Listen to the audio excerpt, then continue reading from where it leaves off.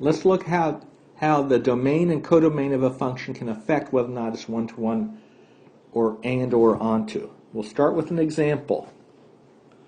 Our example will have n, the natural numbers in the set 0, 1, 2, 3, 4, etc. as both the domain and the codomain. And the formula is given by f of n is equal to n squared.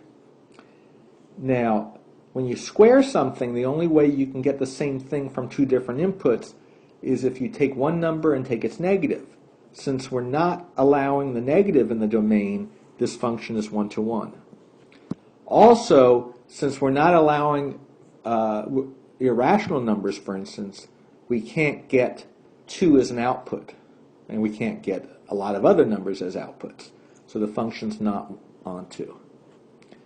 Now we can modify this example slightly and get a new example where our conclusions are different. Let's see that.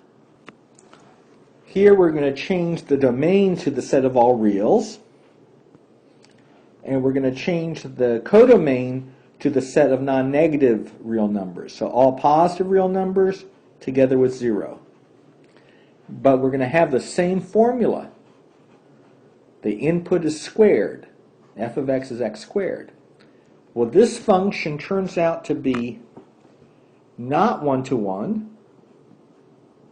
It's not one-to-one because minus 3, for instance, gets mapped to 9, and so does plus 3. But it's onto.